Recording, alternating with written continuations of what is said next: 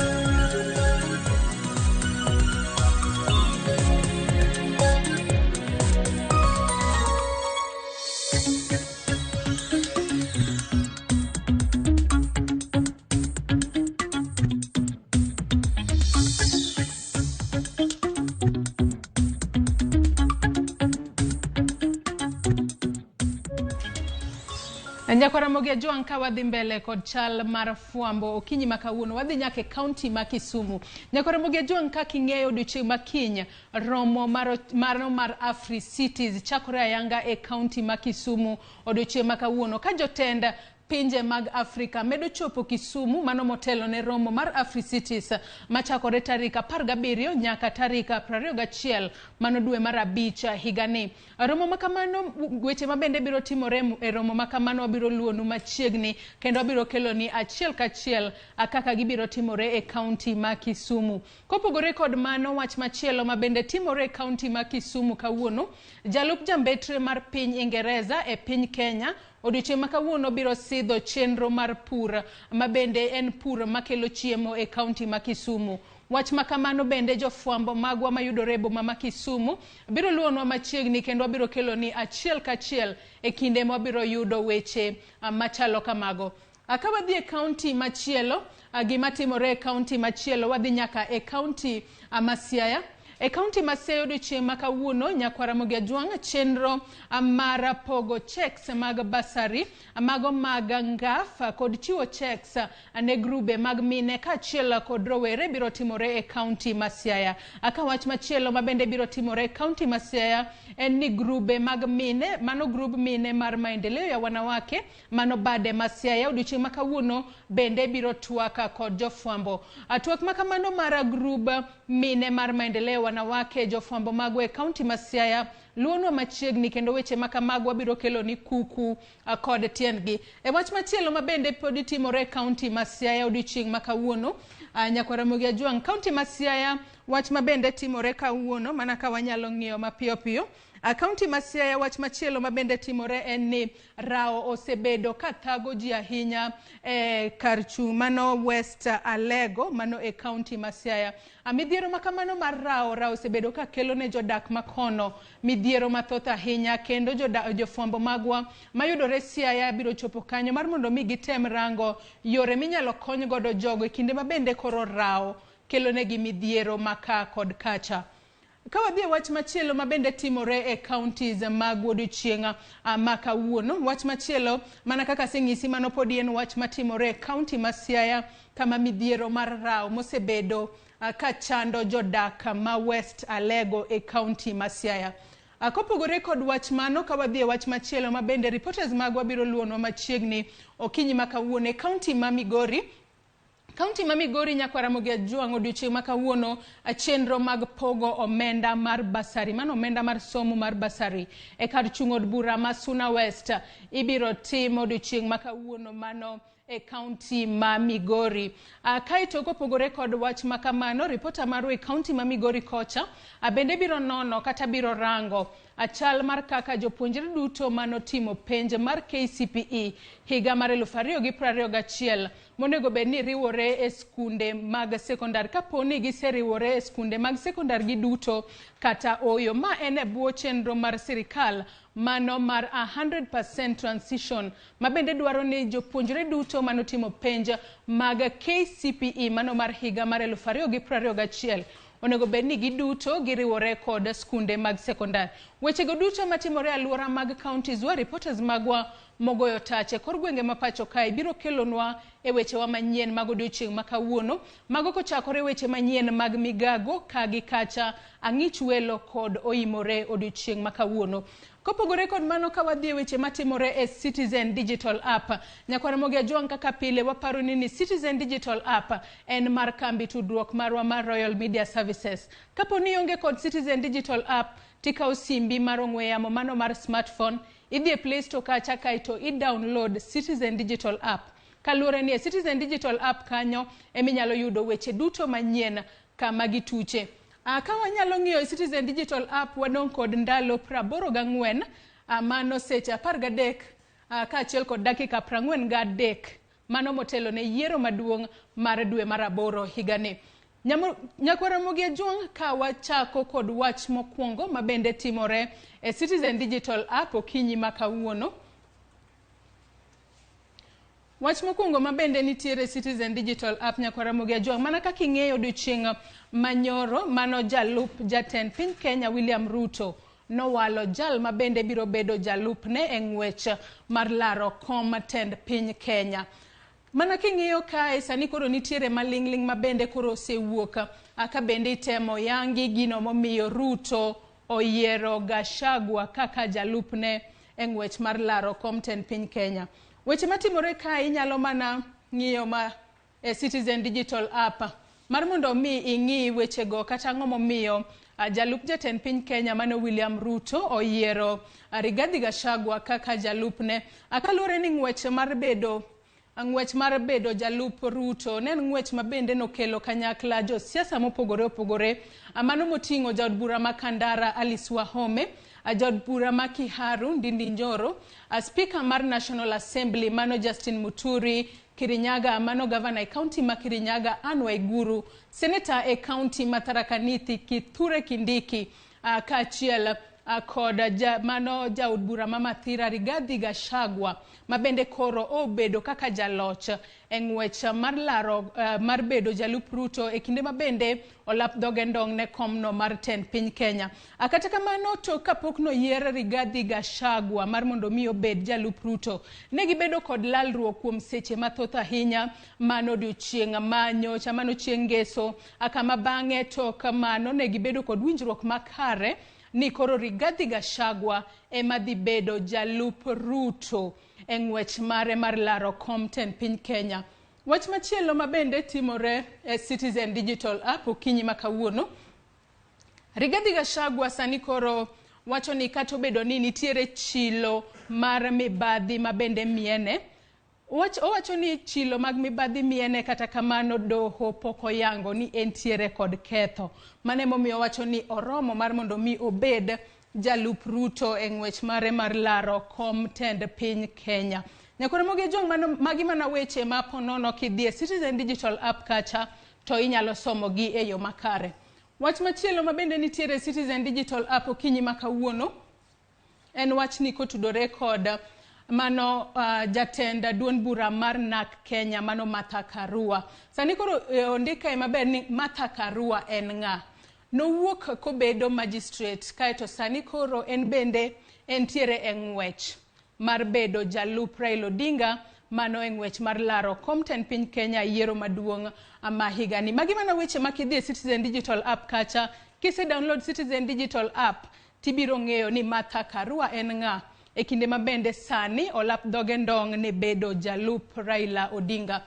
Ka wadhi weche matimore e Twitter, nyaka Ramogi Ajwang' moko kuom weche matrend e Twitter odiochieng' ma kawuono agin mana weche gi mag Rigathi Gachagua e kinde mabende koro oseyiere kaka jalup Ruto e ng'wech mar laro kom tend piny Kenya. Inyalo mana dhi e Twitter kacha kalure ni e kinde ma gik moko timore pacho kaendi, jo Kenya dhi e Twitter kaeto moko goyo koko, moko bende chiwo puoch kod pak. Iyudo mana weche go ka trend e Twitter. Wach machielo ma bende trend e Twitter odiochieng' ma kawuono ma ponono inyalo bedo kod gombo mar ng'iyo en wach mar manyo jalup Raila Odinga e ng'wech mare mar laro kom tend piny Kenya. Apar ni kwethno mar Azimio la Umoja One Kenya Coalition okinyi ma kawuono bago romo margi e kar romo mar KICC Buore Nairobi kae, kama bende igeno ni ogai mar ODM Raila Odinga biro walo jalno mabiro bedo jalupne. Wach mogik ma bende wanyalo ng'iyo matrend e Twitter, nyaka Ramogi Ajwang'. Sani koro Kindiki, mano Kithure Kindiki, sani koro en bende o trend e Twitter kaluwore ni ene ma jomoko ne paro ni Ruto nyalo yiere kaka jalupne. To nyaka odiochieng' manyoro koro wanyalo wacho ni kwethno mar Kenya Kwanza oluoke kendo gikawo okang' makare mar miyo Rigathi Gachagua komno mar bedo jalup Ruto e ng'wech mare mar laro kom tend piny Kenya. Magi mana moko kuom weche ma bende trend e Twitter kae, ka bende koro Rigathi mano Kindiki Kithure sani koro wacho ni obiro wacha yanga gigo mabende kata obiro chiwo kata wache lela chung' mare to ka wanyalo wacho ni kwethno mar Kenya Kwanza noluoke odiochieng' manyoro. Nyaka Ramogi Ajwang', mago mana moko kuom gigo mabende ne timore e Twitter kawuono. Kinyalo dhi e Twitter, gik ma wanyalo wacho ni trend e Twitter ng'eny. Mago moting'o Rigathi Gachagua, Raila's running mate, nitiere kanyo Monday motivation, gik mathoth trend ahinya e Twitter. Kalonzo bende waneno ka trend e Twitter kati. Inyalo mana kawo simbi mar ong'we yamo mano mar smartphone kaito ineno gigo ma trend. Nyaka Ramogi Ajwang' gi kanyo e mwachopo godo e giko mar chal mar fwambo kinyi makawuono. Kata kamano chenro podi ielach, wabiro kawo yueyo matin kaito tok yueyo mar wadwa Sharon Ong'aw biro kod twak e chenro mar mbako romo. Kikidhi mabor.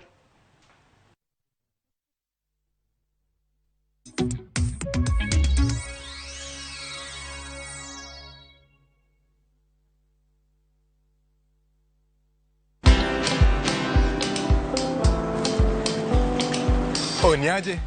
Ni kama unashangaa kwa nini naangalia simu with so much focus, eh? Usishangae sana. Nimekuwa ndani ya story kabisa. Ni kama ile aliya juzi. Ni kama nilikuwa hapo iki happen. And when this new market was being opened, ni kama nilikuwa hapo tu. Hata vile local tourists for a special rate at the coast, I was there. And when this new road was being commissioned, I was right there. Na hata wewe unaweza kuwa ndani ya story wherever you are. Just download Citizen Digital. Stay informed on all the news and events as they happen across the country, the continent, and the world at large. Download Citizen Digital, Kenya's #1 news app. Collect fare kwa boda au matatu ukitumia ViewPay cashless na uqualify for bima ya 100,000 shillings pamoja na medical cover ya 20k na permanent disability cover ya 100k kwa 5 bob pekee. Dial *236# today to start using ViewPay cashless.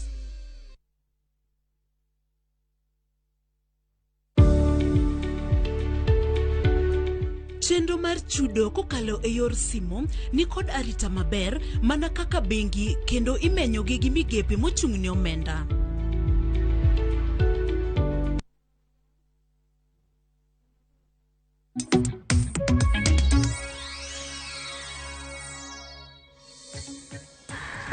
Mana kamanya kwa Ramogi juanga bang tua kata mana Chal mar fwambo mabende nochiw koda nyawadwa Joyce Odur. Gisanieri koro wadonjo e twak e chenro mar mbaka oromo okinyi makawuono. Kawuono ken chieng' tarik 16 dwe mar abich higa mar 2021. Nyiso ni koro piny Kenya wadong' mana gi ndalo 84 kende to wadhi e yiero maduong' mabiro. Odiochieng' makawuono kendo odiochieng' no mar chieng' tarik 16. Mano bende nyiso ni odiochieng' mogik mabende duol mar IBC nochiwo ne jogo ekwa bende ntiere gi gombo mar laro komtend piny Kenya kanyakla kod governors e pacho kaindi mar mondo mi gichiw nyinga jolup magi.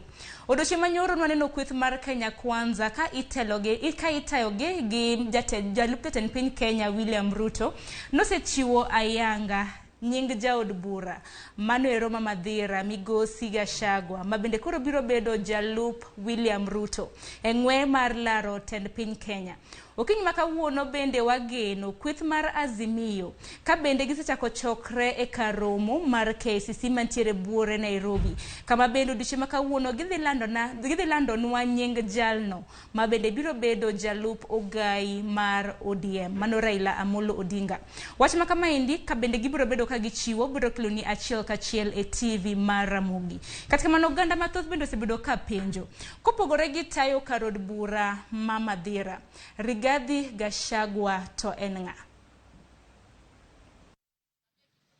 Sani koro ganda jo Kenya rango koni gi kocha mar ng'eyo nonro mare.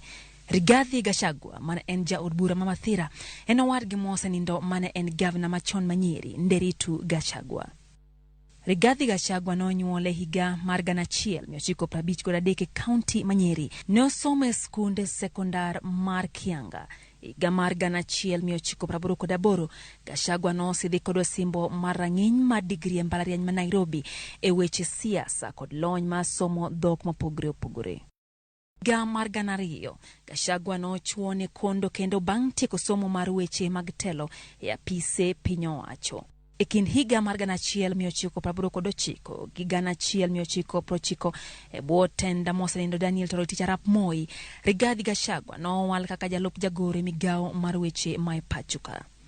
E kind higa mar 1990 kod 1991 nowale kaka jamany loch e bad migawo ma jolweny kendo en nobedo e apise jatenda piny owacho.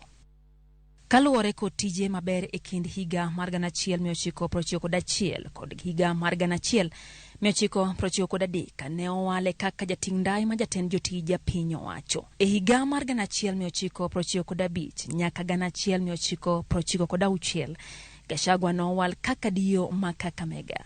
Kama bang'e nodare motere nyaka Laikipia kaka dio e kind higa mar 1900 Mana kamanya kwa Ramogi juanga masigana mar Rigathi Gachagua jal mabende gisanieri koro oyier gi kweth mar Kenya Kwanza mabende biro bedo jalup William Ruto eng'wela rotend piny Kenya. Katika mano nyako Ramogi juanga okinyi makawuono wenge duto te nitiere e kweth mar Azimio la Umoja One Kenya Alliance. En ng'a mabende gibiro yiero odiochieng' makawuono mar mondo mi obed jalup ogai mar ODM. Machiegni twak makamendi okinyi makawuono kan kenda e studio antiere gi okil kende janon siasa mano Jacob Omondi. Jacob machiegni. Ero komando Sharon, roko jowinjo duto ni machiegni twak makawuono. Ano ka twak bendo stako mana makare to gima tega ni iwuok e kweth mar Wiper ka unaneno ke roko nyaka uniform mar Wiper. An National Youth Leader Wiper. An jatend joma tindo e duond bura mar Wiper Democratic Movement. Kamano. Mano ber nikech ang'eni Wiper bende nitiere kweth mar Azimio la Umoja kata doko na save chako winjo ng'ur makoni kod kocha mar riwruok mar Wiper wani nyiswa mana ukenge makamano duto te. Katika mano odiochieng' manyoro Kenya Kwanza noyiero Rigathi Gachagua kaka jalup mano mar William Ruto. Okang' makamaendi korka kori begi mani geno. Wagone Nyasaye erokamano nikech awachoga pile pile ne Nyasaye nigi yore mang'eny mar tiyo kendo mar keto ng'ato modwaro mondo bed jatelo.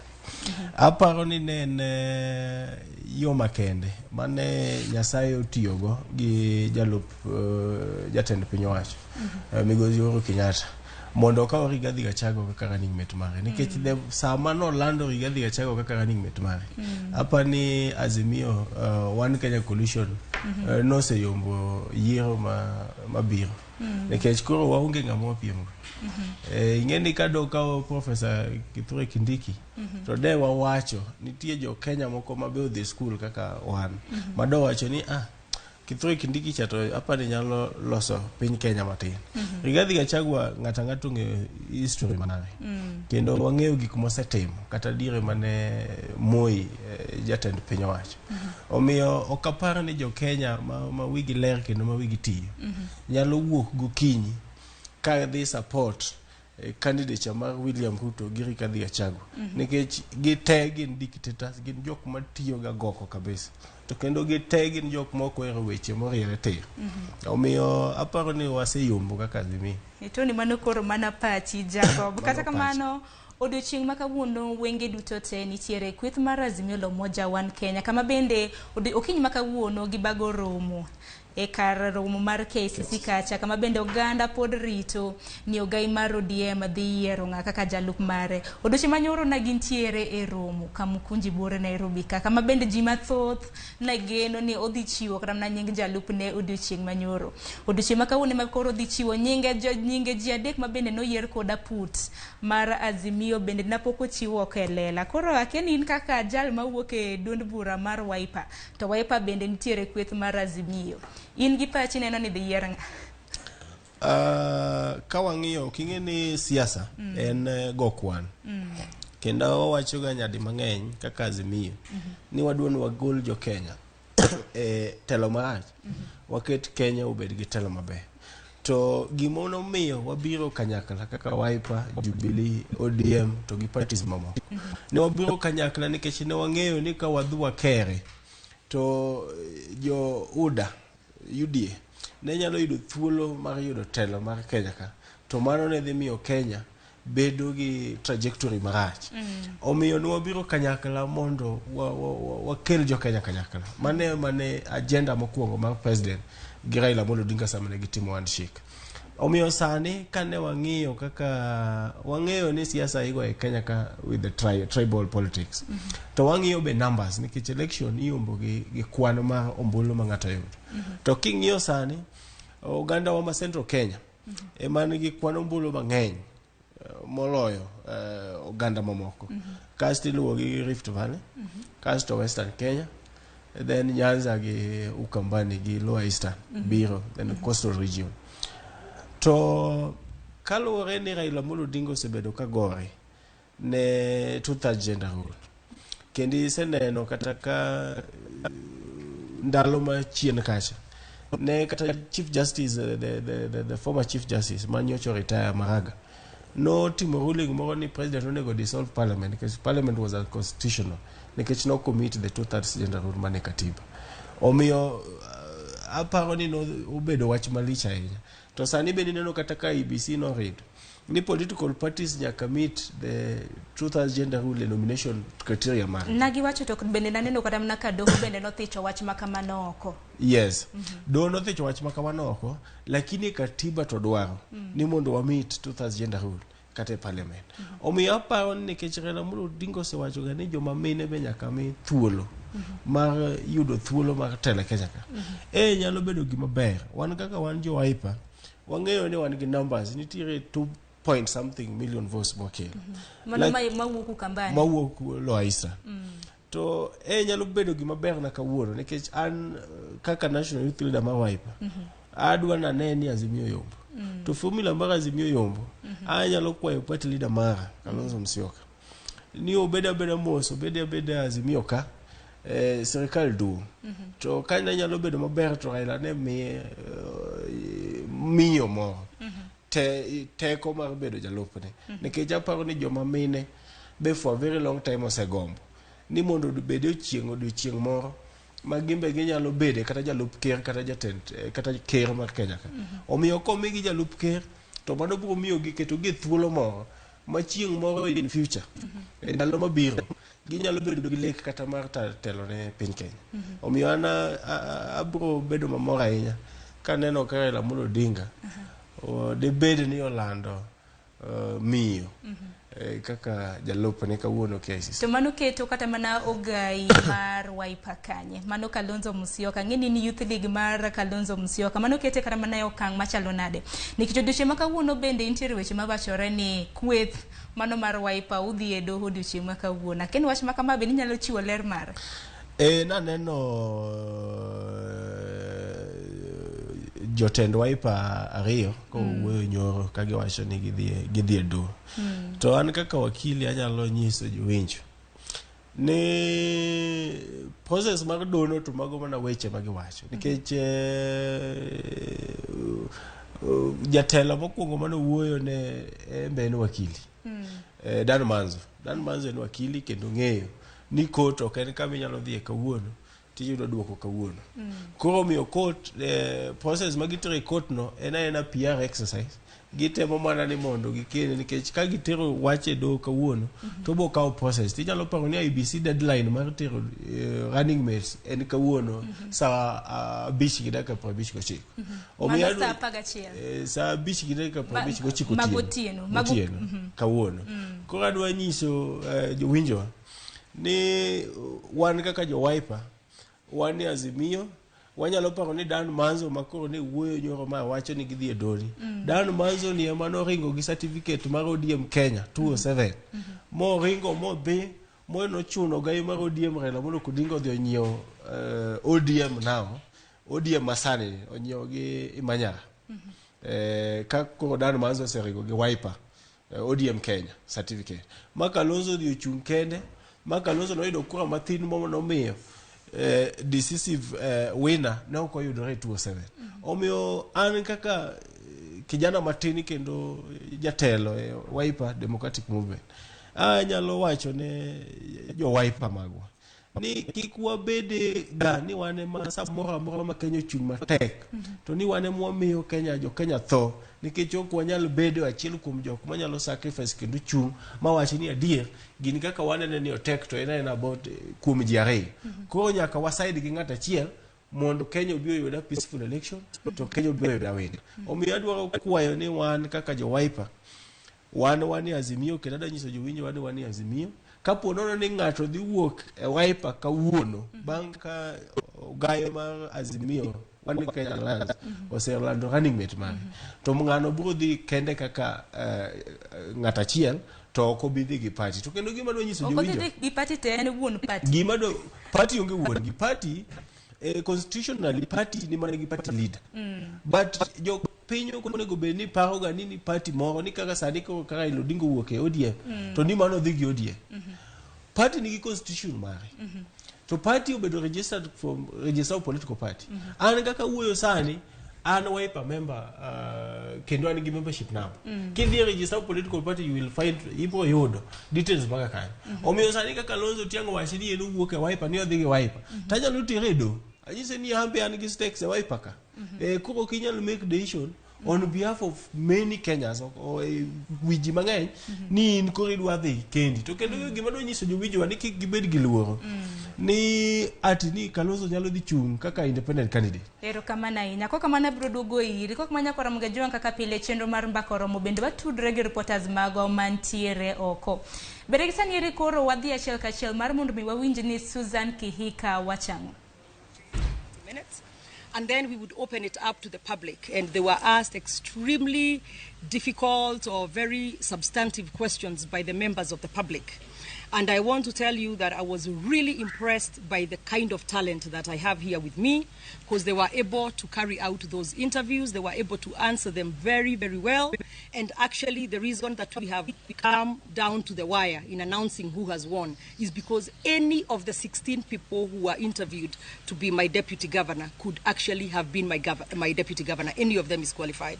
So what we shall do now is, as much as now we have taken David Coness, we shall make sure that those others, because they continue to be in UDA, they continue to support us, they continue to mobilize for us, they will be filling other positions both at the county as well as at the national level. So we shall stay together as a team. But so let me present to you David Coness, the deputy governor candidate for the Nakuru gubernatorial team. Thank you. Okay. Thank you very much, Honorable Susan Kihiga. That is our beloved Senator Nakuru County and the incoming Nakuru County Governor come 9th August 2022. I want to thank God really for this great opportunity which I have been given to serve in Nakuru County. It is a great privilege, and I really want to thank God.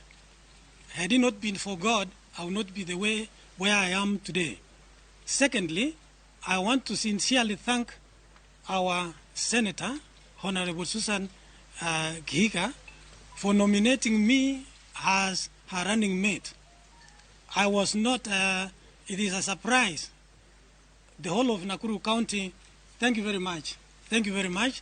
I'm humble to be with you. Anya kwa Ramogi juang mano na Seneta Manakuru Susan Kihiga kanyo mabende ineno ka koro ochuogo jalupne kanyo mung'ere kaka David Connes manero eng'welaro komb gavana e county Manakuru. Parni ka uno bende nudu ching mogik mabende IBC koro nuchiwo ne governors kanyakla kod jago eko mabende laro komb tend piny Kenya. Koro kinyi makawuono Susan Kihiga men Seneta Manakuru mabende nitiere gi dwaro mar laro komb gavana e county Manakuru bende gisanieri koro oseluongo David Connes mabende biro bedo jalupne eng'wech makamano. Kata kamano e studio pod antiere gi Jacob Omondi okil kendo janon siasa mabende nono godo siasa kabende wenge duto te ochomo karomo mar KCC kabende duchi makawuono igeno ni ogai mar ODM Raila Amolo Odinga biro lando ayanga nying jalupne e yiero maduonga mabiro. Kwa kamano Jacob kapok nwang'adi kwa dhi kar Susan Kihiga noloso wach tende duond bura mar Wiper eseche mabende koro gisani weche mamienjo ni riwruok mar Wiper kata mna duond bura mar Wiper uchomo doho. Gima bende ni wacho no kinyi makawuono ituoni Kalonzo Musyoka okonyal ringo gi party modhi godo molar tend piny Kenya in kaka youth league mar Wiper. Okama kama indiketo kama chalo nadu kinyi makawuono ponono ni kweth mar Azimio okwano lando nyingi Kalonzo Musyoka kaka nogombo kata nochano mar mondo milande. Dan no kanya ko wacho ni ubro dhi ochunga elaro komten piny Kenya.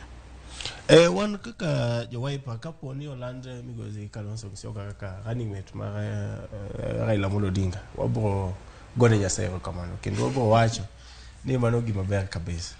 Lakini mondo mi wayombi waneno ni running mate mar Azimio nonego beni work central mondo mi wayud kwan mwadwaro. Nikech koro kwa weyo moko ka running mate kwan kaluore gi counties mantiere gwenge kaluore kaka jalup jatend piny owacho ka running mate from central wambe kwa ka running mate from central ko wadhi pogo central edier ingeni ko kwa ka running mate from central to central bo wacho ni gir Azimio ni waonge gimo gir Kenya Kwanza wan gi gimo ko gibodhi go mbulu gi note ne Kenya Kwanza ko na nyalo kwayo party leader mara nikech eno ng'eyo ni kuch wakamba wa Eastern ka wanyalo kelo gi tene Azimio even kata ka okobedo running mate lakini ka kwa kao running mate from central to hizo ni wadhi lose kura manyalo miyo mondo wayombi e central Kenya to kena do nyiso jowijo period mar Kalonzo chunga ka independent candidate Boseru koro ka ng'ato nyalo paro ni koko mi Kalonzo kawuono to ang'o chunga ka independent candidate onge period dogo bro chungi Wiper nikech Wiper donge duond bura mowuok e tene motelo ni duond bura mar Wiper okonyal chung kaka Wiper nikech Wiper ok nyal wuok e Azimio sana to Azimio party ok nyal tero two presidential candidates Wiper nigi ogirimiti to gi Azimio omiyo ok nyal chung kaka presidential candidate ma Wiper dongo girimiti ne ma odioche makawuono naneno kweth mar Wiper bendo tere doho ok nyal yudo court order kawuono court and process kendo court nyaka winjiga side ma jok ma complain to gi defenders ma koro bro bedo Azimio nikech koro Azimio ema gitere court koro Azimio be nyaka kel response gi court to mano gima ok nyal timore kawuono ma judgment tim kawuono nikech deadline mar IBC be ni kawuono omiyo gima nyalo ashiwa jo Kenya ni Kalonzo Musyoka kapo nono nyalo bedo mana hawi mabe anta dwa wacho kaka ng'ama dwaro ni mondo Azimio wen nyalo gombo ni Raila Amolo Odinga ka running mate ko wuok central Kenya to ni mano in ja Wiper to kidwa mar mondo miyo ka ogai maru ok ni okadwa ingeni ng'ama tin mabe realistic na nyisi ni anang'eyo ago kwan siasa hiyo mboge kwan ok wanyal kao running mate from Lower Eastern to why expect ni mondo wayom William Ruto to gi running mate from Central jo Central bu penjo wan to want to girwani girumu wacho ni Azimio want to one way yudango kai Omiyo Kalonzo is a council, is a senior council. Kalonzo en wakili mo koma. Onyalo bedo speaker mar assembly. And wangeyo waduto te wangeyo ni speaker is the third in command. En ng'ama duong' mar adek e ranking mar telo mar piny Kenya. Ki golo president to the deputy president. Ki a deputy president to the speaker mar assembly. Nyiso ni in the absent kapo ni jatend piny onge to jalup jatend piny be onge. Speaker ema hak kaka jatend piny. Omiyo Kalonzo nyalo bedo nikech bing ni en wakili. O qualify en gi qualifications mag bedo speaker ma Kenya, ma assembly ma Kenya. Omiyo wan kaka jo Wiper kaka youth leader ma Wiper anyalo kwayo Kalonzo ma jatenda ni obeda mos to obwa miye obwa gone ginene to mini speaker ma assembly mondo embo ringa gi flag ma Kenya. Tapenji Jacob ponono ni odiochieng' ma kawuono kweth mar Azimio nokawo kata mana jalupne to okolando kata mana Kalonzo Musyoka to Kalonzo Musyoka odhi kendo ochunga odhi ochunge komten piny Kenya kaka weche ma bende koro wachre ne odwa timo kamano. Okang' ma kamendi biro baro ombulu yo machal nade?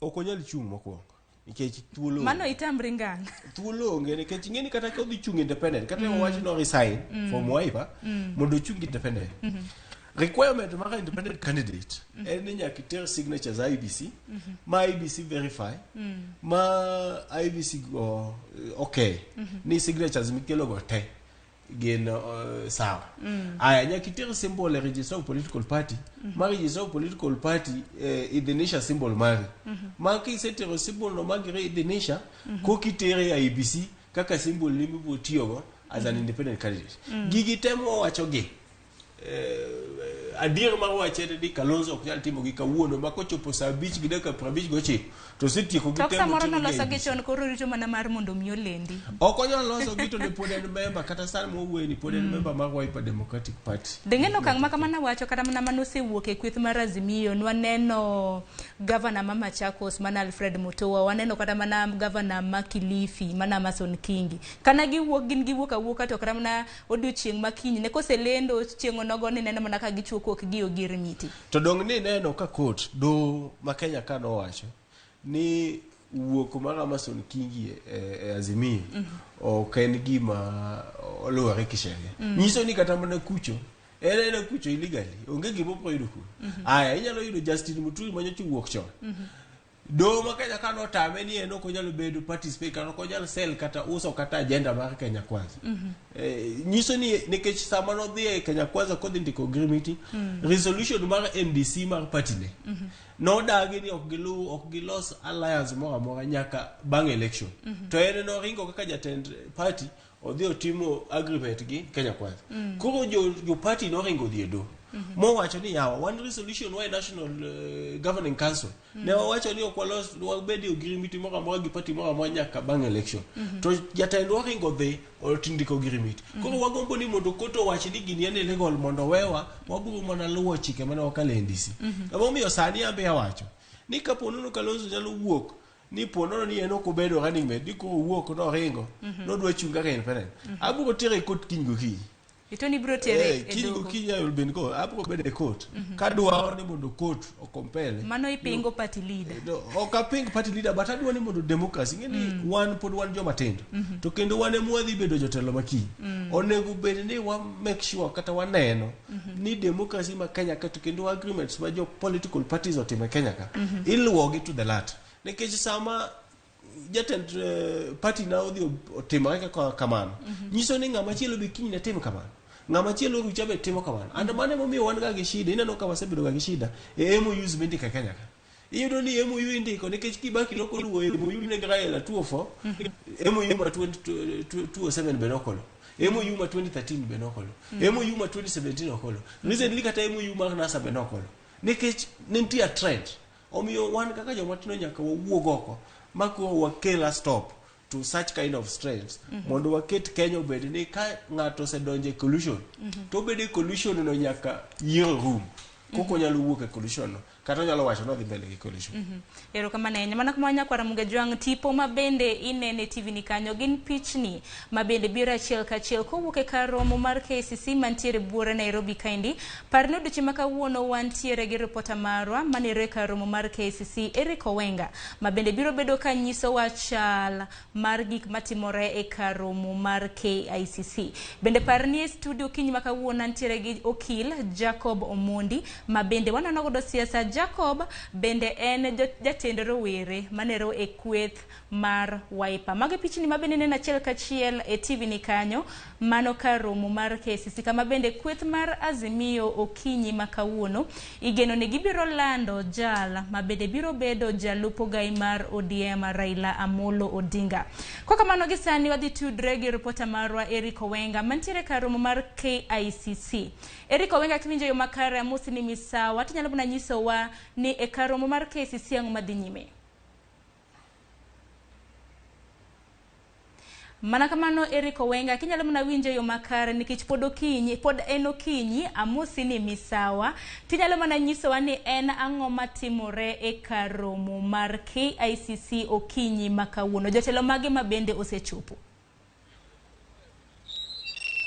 Erokamano nyaka gie sani jotelo osedonjo kama mang'eny mokalo gie sani aneno ka ogai kata jalno majatateje ka Azimio la Umoja Rafael Tuju osechopo ka moko jotelo kaka Wafula Omnyinyi mochung'ne APK ni ka Jeremiah Kioni ma en jagoro maduong' mar Jubilee e kind jotelo mamoko osedonjo ka manyisre ni chenro ma kawuono mar Odinga mar lando ayanga jalno mabobiro jalupne yiero maduong' raboro nyisre ni nyalo chakre sa asaya ng'eni kalure kod Odinga odiochieng' manyoro nyowacho ni obo timo lendo makamano sa 5 e karo ma KICC ka to nyaka sari manyakoni nyakwara Ramogi en ni iko duto oseket makare kendo sa asaya aparo ni Odinga bro mol kaka kechano kaka jotelo madito bebe moko mancho dhi interview kaka Peter Munya gini osayoro ka ma koro gino manani to lendo ibo tim nade ng'eni odiochieng' ma kawuono mana kaka wang'eyo ni Odinga ne oredh ni ji adek mane wachore ni otimo maber e piny mane otimo gik mokalo kuom ji 8 mane odadhogi koro kuom ji adek go pod ok ong'ere to ng'awa ma Odinga bro walo kawuono mar neno ni gidhi laro kod oko mar tend piny Kenya dwe mar 8 ng'eni kalure kod IBC odiochieng' ma kawuono en odiochieng' mogik ma neno ni jogo duto malaro kom tend piny Kenya bro chiwo nyinge mag ng'atno ma dhi bedo jalupgi. Koro Odinga nyowacho ni en sa 5 lakini gima wang'eyo ni kata kaka en sa 5 sani to en odiochieng' ma kawuono obro chiwo thuolo mar kata obro lando jalno mabro bedo jalupne. Nyaka sani manyakon ni jopiny oyuoro kaka romgi kendo mor kod ilo okwako ka dhano rito mana to Odinga bochopo sadi mondo otim lendo makamano kendo ikruok oseket makare nyaka kuma obro bede koriedo kata kolando ng'atno ma obro lando kaka jalupne bro bedo oselos maber ahinya alabno kata kuma ibro kete kombe osepang kanyo ibro ketie nyasi makamano. Nyaka sani manyakoni obila oyuoro kama ng'eny maneno ni onge kata wikruok mar arita moro mabro timre sama lendo makamano bo dhi nyime.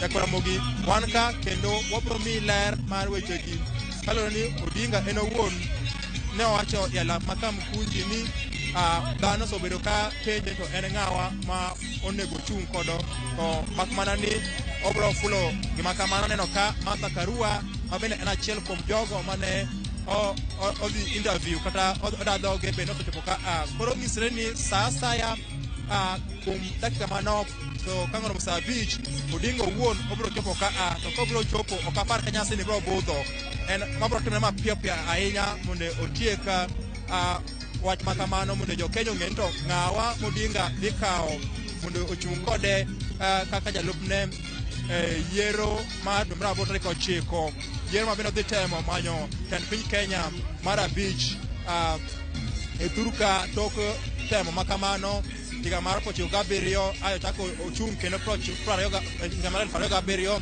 ono chako ochung' kendo higa mar 2013 ochako manyo kom tend piny Kenya higa mar 2017 koro kendo higa mar 2022 ni Odinga dhi temo kendo manyo kom Kenya. Koro gie sani wenge duto ing'iyo saa 5 to kang'o chopo en ng'awa gini ma kata ng'awa modinga bro golo mondo ochung' kode kaka bedo jalupne nyako Ramogi. Inya Eriko Wenga wawinjo yo makare kendo pod wabiro medo tudre kodi mar mondo mi nyiswa chal mar romo e kar romo mar KICC buore Nairobi. Wawinji e yo makare. Erokamano ahinya. Mana kaka iwinje Jacob Omondi iseneno kata mana thoth jotelo ma bende osechopo kacha. Owenga nyisowa ni ka ochopo saa 5 mar onyango ma bende aneno mana nodong' mana dakika 10 kende to gai mar ODM dhi chopo e kar romo mar KICC buore Nairobi. Kiny ma kawuono bende chenro ma kama endi obiro keloni achiel kachiel. Jacob odiochieng' manyoro e romo ma Kamkunji ma bende kweth mar Azimio ne nitiere. No kaneno ogai mar Wiper Kalonzo Musyoka. Anyalo wacho ni Sharon wasebedo ka wan gi weche ma saboro kata wan joma tindo mane Wiper ok morwa. Nekech inyalo paro kane wadonjo e ogirimiti gi Azimio ma wane wademand ni nyaka the word one Kenya nyaka medi Azimio. Mane jatend piny owacho gi ogai ma ODM noyie ni koro Azimio dhi bedo Azimio One Kenya Alliance. To mane party leader mara nowuok modhi Jakaranda molando ayange mbeleji ni o support Raila Amolo Odinga kaka president for the third time mara dek nyadi dek kendo maonge gimoro amora modwaro kendo onge gimoro amora odemand. Koro nyocho mako dhowa kaka wajoma tindo kendo kaka party member. Ni samora mora ma jatend party mar Wiper chung ka wuoyo kata mane rally to ni en ni ka oken to Raila ok nyayo. Ni ka ok en obedo running mate to mano ko Azimio okethore. To nyaka wadonje Azimio osebedo nikech ng'eni wan an kaka ng'ama tin an nyaka bed gosie. An osiep Alfred Mutua mabe party leader ma Maendeleo chapchap. An osiep gi Kibudha Kibwana nikech at one point gina jok ma wahiga mfano mari. Nikech Kibudha Kibwana ng'eyo ni ne ni struggle. Aya Charity Ngilu cha be ng'eyo matin. Koro nyaka ne wadonjo kaka jo Wiper wadonjo Azimio. Kuro governors gionge gikwe Azimio. Maka at one point Kibudha Kibwana ne dwa wuok Azimio. Alfred Mutua be ne dwa wuok Azimio. Mano wuode no wuok hapa ni court for legally pokuwo. Aya ngane ne Ngilu be kuro was not seen. Okay ne ka kuro Ngilu ni okang mabele kaka na en before kane wan Wiper pok wadonje kide. Omiyo jatendwa mar Wiper Kalonzo Musyoka en ng'ato masani na kawo chon ni ng'ama jalemo kendo ng'ama ginen. Lakini sani ko aneno ka en ng'ama wero kende. Nikech ng'eni kidwaro ni bed jatelo maber, tibedo jatelo maketo oganda mane midwa telo negi mbele malo yuo. To Kalonzo neno ni ka oken to ng'ama chielo be okonego benego. To mano ok jatelo maber.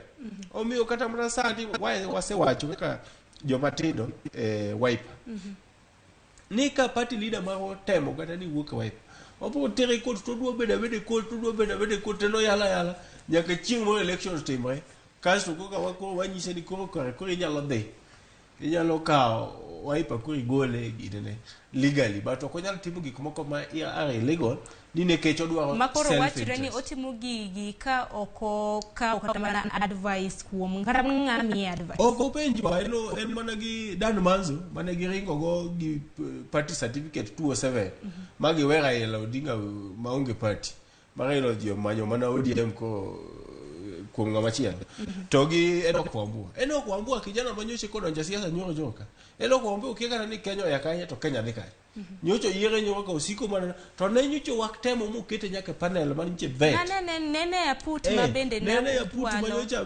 vet jalup jatend Azimio to Enoch Wambua ni wuok ya put no kodhi omie microphone lielo mo kata kamoro tebe muwuoyo kaka wego Kalonzo bed running mate maka Kalonzo ko bed running mate to Azimio de ketho ko ipenjo rinia to ng'ama ni aputcha be integrity mare nyalo yiene ni mondo chako wach weche machalo kamago to ene achiel kuom jok mamanyo jalup jatend ogai mar ma Azimio One Kenya flag bearer. Koro mi anyalo wacho ni party leader mara bedo misled kati wuonde gi jotelo moko ariyo ma be dwaro self interest man nikech no kwambo wuoyo kamano nikech odwano bed re-elected an oppose kaka senate. Aya king'iyo Mutula Kilonzo Junior owuoyo kama jana nikech odwano bed governor. Mama kweni kama kibuda kwa working. Aya Dan Manzo wuoyo kama jana nikech odwano bed re-elected for the 4th time kaka MP. But onge ngama wuoyo kama chata ne dwaro ne Kalonzo Musyoka be. Nikech sani wapenjriu. Kapo ni Kalonzo Musyoka wuok sani Azimio kata legally modhi uchung independent oboyudo kura di. Dongen gimbi gwenge magu kambani. En gimbi kura milion 2 nyalo keto ng'ato president Kenya. Don Kalonzo Musyoka bedo sekora mne kinde mose kalo osebedo nyaka jalup jatend piny Kenya. No bedo jalup jatend piny Kenya e dire mano kelo omiyo jo Kenya gore kabisa ma jo Kenya notho mang'eny. Ng'eni jo Kenya notho mang'eny nikech Kalonzo Musyoka. Nikech Kalonzo Musyoka den side gi Raila Odinga 207. Raila doyo clean and fair. Kalonzo den side gi Kibaki. Jidoko gore nikech Kibaki doyo at least substantive votes makata ka domedo moko manomedo matin ka. To domedo matin makoro yombo Raila ma Raila bo yeno yo. But nikech Kalonzo nigi chung kende. Emomiyo jo Kenya notho. To mane gima Kalonzo dwa timo kendo sani. To wan kaka jo Wiper wawacho ni ok wabiyie mana mondo time. Nikech ngima mar jo Kenya is more important maloyo ngima mar Kalonzo Musyoka kaka ng'ato achiel. To age mosechopo be onge kaka nyalo keto Kenya tamwe to gin jodongo makoro tima koro wuok e siasa wane makoro wadaja siasa. Omiyo nyako winj watu kendo nyako winj advice mo min. Mano doko wach matek kata kamano odiochieng' makawuono okila Jacob Omondi iseto ni Wiper to kine kauntiere gi mbi wacho no uonge kod gena ahinya ni nyalungra na jatendu kaka jalupo gai mar ODM. Odiochieng' makawuono koro kamana kaka ni wacho ni nyalo bedo maber ni ka iyiero ng'ato mawuok e gwenge mag Masawa mago Central Kenya.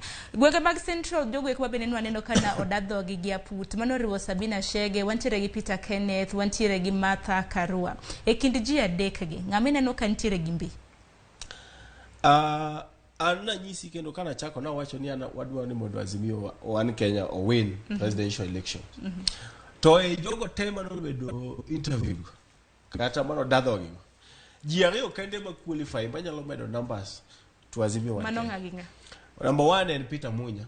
Peter Munya be no dadho.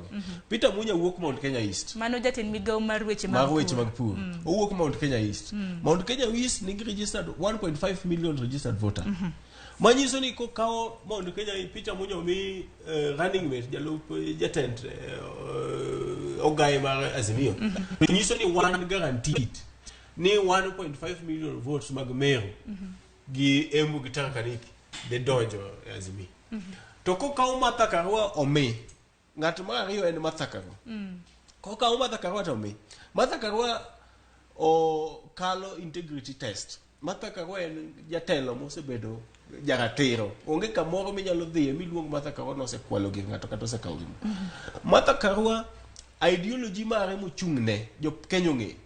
Martha Karua chak biro gi block moro miwacho ni joma mine nyalo rally behind Martha Karua kendo dhi miyo joma mine hope ni kata odiochieng' moro achiel gimbe ginyalo bedo president. Miyo nyalo bedo president Kenya ka. Omiyo Martha Karua be kokaw to add value to Azimio One Kenya ticket. But joma moko Sabina Chege kata mana Murang'a onge ng'ama ong'eyo Sabina Chege apart from donge woman rep and women rep but onge votes monyalo medo onge substantive ngini wang'io numbers onge substantive vote monyalo medo. Peter Kenneth Tukuru mano I think is the least qualified.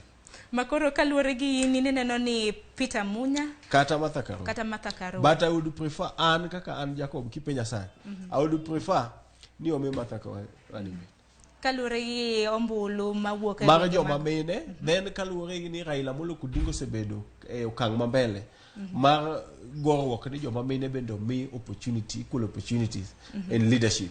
Kendo onyalo bedo history ni Raila Odinga o achieve agenda mar neno ni joma mine bende omi thuolo mar telo ne piny Kenya. To kendo nyalo bedo kendo gima lich nikech ng'eni Martha Karua bende gine second liberation movement. Koro nyalo bedo gima lich ahinya ni Raila Molo Odinga paro jokuma ne gin go e struggle mung'eyo history mar Kenya, mung'eyo kama Kenya nitie kendo kama Kenya dhi mondo mi Martha Karua running mate mare. Wano do chieng' maka wuon wageno mana ne idhi lande nikech kata mana nyinge ji adek mabende aput nochiwo ne mana put mana manyo ne Raila jalupne. Nyinge adek mabende nagiwalo magichiwo ne Raila Amolo Odinga bende ne ok oland kata mana elela koso unun kode unyiswa ni ndege nyinge. Ang'eyo ni jatend party mar Kalonzo Musyoka Nena chill kuomgi. Ang'eyo ni Martha Karua nena ariyo kuomgi. Ang'eyo ni Peter Kenneth. Ni winjo ka Sabina Chege ne wuoyo Mombasa kowacho ni en oseyie ni ko ng'ata ma babo dhi ogine. Kata Karua bende no wacho kata mane romo manyoro. Manyiso ni en nyocho weye. Peter Munya ang'eyo ni nitie en achiel kuomgi. Gin nyingi ang'wen. To gima dwa wacho sani momiyo an kaka leader mar Wiper mar joma tindo gimomiyo anyalo wacho ni Kalonzo ok qualify mar bedo mondo kete kaka running mate nikech waseneno ka jatend piny owacho bedo gi shida gi William Ruto nikech William Ruto osebedo ka blackmail kendo gago to mano be gima Kalonzo nochako timo dweche ariyo mosekalo omiyo ok wadwar jatend piny mabiro bedo ni blackmail jatend piny kaka Kalonzo ne timo ni ka ok en to ni Raila Odinga ok nyal yombo. Koro adwaro sani ne gombo na nyalo bedo ni ko Raila Odinga kaw ng'ama chielo mondo yombgo mondo nyis Kalonzo no nyalo yombo maonge Kalonzo no mondo wang'e kama Kalonzo no dwa dhi gigire kata obedo ni party leader mara nikech an kaka ng'ama tinto kendo kaka ng'ama wakili I believe ni in leadership nyaki respect ng'ama duong' ng'ama senior ni mane ka imbe chieng' moro ni bed jatelo to kaka Kalonzo ok nyal respect the personality and the person mar Raila nyiso ni kare kata kodhi omiye jalup jatend piny to gidhi donjo kacha to bang' dweche ariyo to sechako blackmail Raila gi weche manono omiyo an gombo na kawuono kaka national youth leader mar Wiper en ni Raila Amolo Odinga okaw Martha Karua kata okaw Peter Munya kaka running mate but Kalonzo nakoro mugajong mano mana kaka iwinjo mano Jacoba Omondi mabende en jatend rowere e dut bura mar Wiper mabende okinyi makawuono isinjo kata mana kaka wacho ni gombo mare to ni gombo mare en Karua kata mana Peter Munya kaka mano e mbui mar Facebook kaindi bende wantiere achiel kachiel aneno ka oganda oseyuoro mathoth e mbui mar Facebook kaindi Leighton Odu abwachak gi mar Janet Jano Janet ocho ni ayie kodi wuod luo odu makata obao mana gi par okerenge itoni in kata mana oduche makawuono ka ine duond bura mar Wiper to kisir mar mondo mi oyier Kalonzo Musyoka koso isewinjo ng'ich moro kata mana uma moro anadwaro koso isewinjo do okwan yier kata na Wiper an gima dwaro ni mondo Azimio win nikech ok wadwa ni wa lose to in inyalo paro kapok abede Wiper wasebedo opposition inyalo paro CORD coalition 2013 NASA coalition 2017 ne wathagore to nok wayudo gimodwa omiyo sani okanyal yie gimoro amora manyalo tamo Raila Amolo Odinga bedo president kata bedo mana ni ane party man interest mar Raila Amolo Odinga bedo president must be number one e gimoro amate to numbers emwadwaro mondo wayomb president to numbers ni wanyalo yudo gi mana central Kenya anoka Leighton Oduka wacho ni ija Wiper lakini goyo party malich manade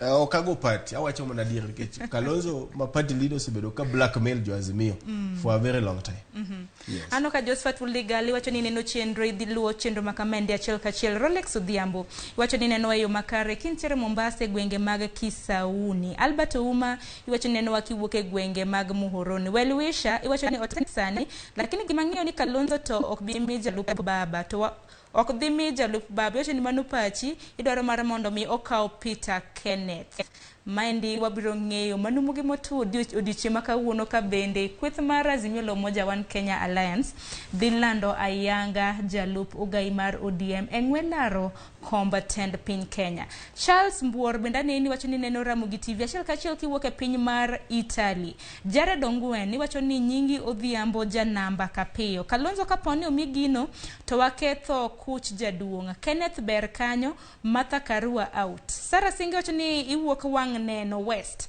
kendi neno chenro makamaendi achiel kachiel Cosmas Otieno wacho ni live and clear niko locked kama kawa Raila kiktem kao mistake mar kao Kalonzo Musyoka kata mana kao Peter Kenneth Edwin wacho ni Germany go party manade bende nja Wiper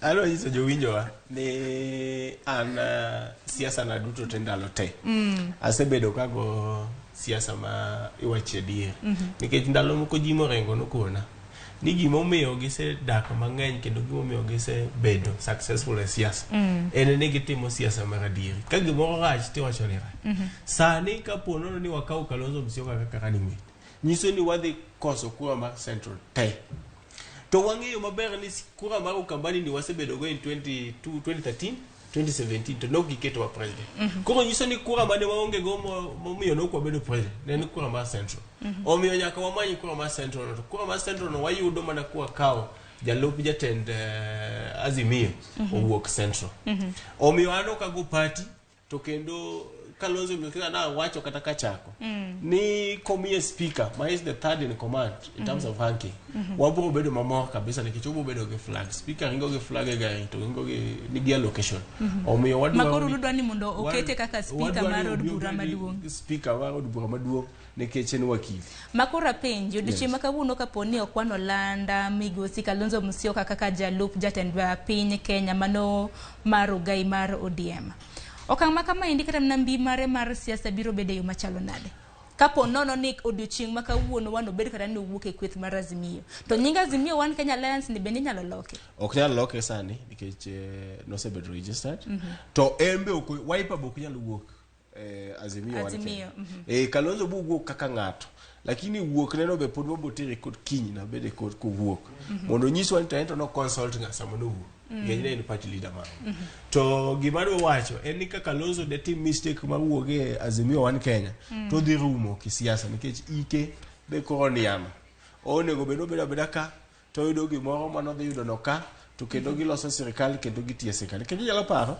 ni after handshake bang mosruok ma migosi president to gi Raila Odinga no mosori ne Kalonzo bedo appointed no yiere kaka jakel kue e pinje mag South Sudan nyiso ni gino no yudo nikech handshake mosruok mar president gi Raila Odinga omiyo kata mana sani kapo no dhi obeda yiere running mate to dhi obeda mo sike Azimio nitie fruit moro mobro yudo mabro konyo Wiper kaka party bende dongore ke siasa to ko dhi owuok to nyiso no dhi negore no wuono dhi tiekore ke siasa to kendo Wiper be bro kawo wathuolo malach mondo wa joma tindo wabima wabed Wiper machop kama onego be no chope kado siki Azimio kalore gi dul mar IBC ngeni gwenge mag Masawa mano Mount Kenya nitiere gi gwenge kata na counties madero mapare kin counties apar go kwan mag jogwek mabindo sendikore kaka jolutombulu gin ji madero beach nukta aboro gisani eringe ni kwan mar mano kwan mabende